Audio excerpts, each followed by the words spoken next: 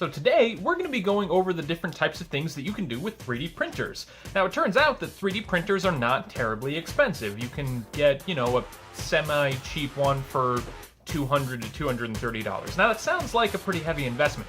However, what we're going to go over today will show that it might actually be worth it if you're really into miniature and tabletop gaming hobby things. We're going to be checking out some of the modular terrain that you can make over at the website Thingiverse. The thing that we're going to be looking at specifically today is called Modular Space Terrain by a creator, user, I'm not sure what the word is? Artist? He's an artist. An artist named Niphilim, or at least that is his username. And you can find these over at the website Thingiverse. It's basically kind of a hub in which you can find files that you can print things with a 3D printer.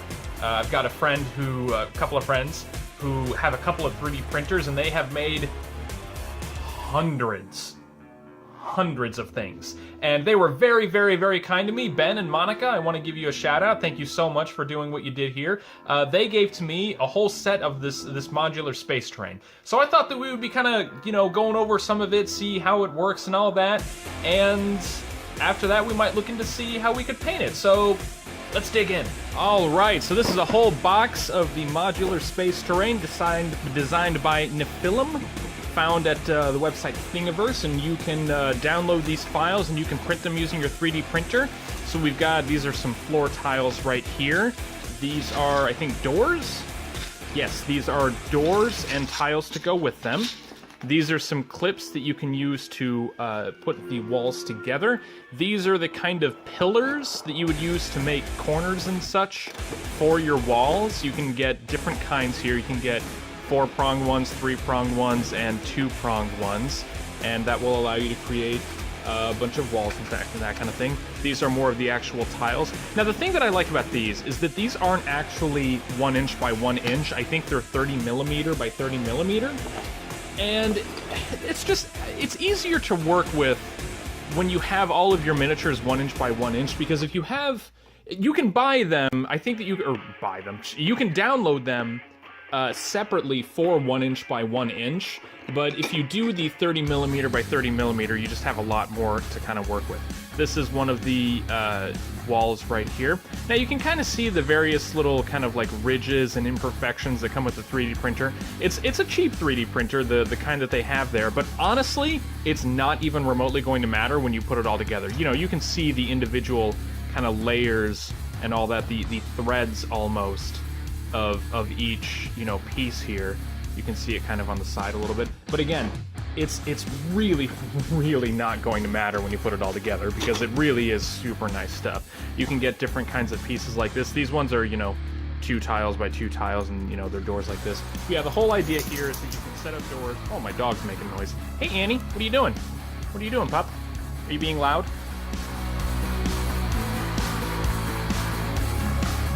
And yeah, the whole thing is that you kind of put them together like this, and then you would use one of these little clips to kind of put in right there, and that kind of helps to keep the whole thing a little bit more sturdy and all that. You would put tiles, you know, in between, you know, the walls and all that kind of stuff, and you can use combinations of all of these different pieces and all that to make all kinds of really cool stuff. There are different kinds of walls that you can get. You know, this is one that's just got some basic sort of ventilation systems there. Hello, can you focus, please? But yeah, you can just get some basic, you know, stuff right there, that kind of thing. Let's see if I can try to find some other types of pieces. I think that there might be 1 or 2 here.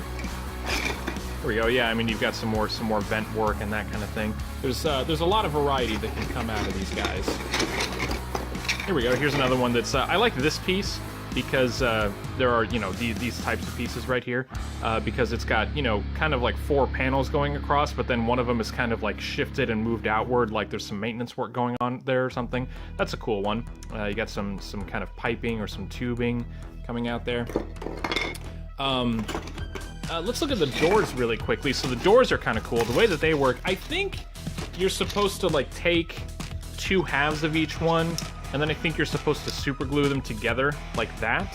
I'm not super clear on that. Come on, focus. There we go. Yeah, I think you're supposed to super glue them like that, and then what they do is they fit onto tiles that have these little notches, and then these notches go into there like that, and then, you know, they stand up mostly on their own, but then you can like move them, and that, you know, indicates opening and closing doors and all that. But this is some really, really cool stuff. And so why don't we go ahead and just kind of put together some various combinations, and we'll see what we come up with. All right, so here's one kind of possible combination of stuff here. And, you know, again, I've got multiple colors going on here. That's part of why they gave me this set, actually, was because they used multiple spools of multiple colors, and they were like, well, we want consistency, so they kind of gave me, you know, kind of some scraps. That's where all this stuff came from. But yeah, you can kind of see here, there's all sorts of stuff that you can do with this. I mean, here's kind of a bigger view of it. And I didn't even use up, you know, the whole bin, the whole box that I was given there. I've still got a lot of loose pieces there. And yeah, these are kind of doors on the end here that you can sort of open. And again, I would normally put clips, you know, these little clips right here into these little slots right here, and that kind of like locks them in place a little bit. I'm not going to do that because I'm going to tear this down and set up a new thing in a minute here just to kind of show you a little bit more. But yeah, you can open doors that way. You can, you know, I've got some doors right here. And the cool thing is too is that the spaces that the doors occupied, you can continue to use them normally as though, you know, you could go from like one, you know, from here to here and that kind of thing. Got another little tiny door right here. Yeah, I mean, there's a lot of stuff that you can do with these terrain pieces, so I think that this is going to be super fun. I'll set up another combination here just to kind of show you what else I can do with it. All right, now here's a much more complicated, in-depth sort of setup right here. I've got, you know, walls, you know, around each other and all that kind of stuff here. Got a lot of routes going on all over the place, but yeah, there's a lot that you can do. I didn't point out these pieces the last the thing that I did here, but there are some panels that have like kind of computer screens on them there, like that. So those will be kind of fun to paint. You can paint kind of designs on them, and yeah, you can put them next to, you know, doors and that kind of thing. So that can kind of be like, oh, you hacked this door terminal to open this door.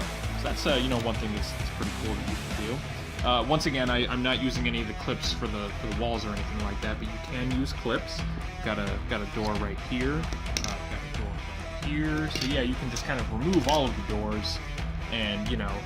Oh, and then you can even put, you know, single doors next to each other too. So if you want to just open like one at a time or something like that too, that's an option that you have as well. And then once again, I've got a little tiny kind of hallway area right here where, you know, once again, we've got another little door right there. Now, the only thing about this is that I might need to ask Ben and Monica for some more of these kind of like corner pieces, some either these, you know, 4-quadrant or 3-quadrant ones or anything like that, because I ran out here, even though I've got this, you know, really big map right here. It's a kind of a complex map what I've got going on here, so I ran out of the corner pieces, but that might be something that I'll ask for there.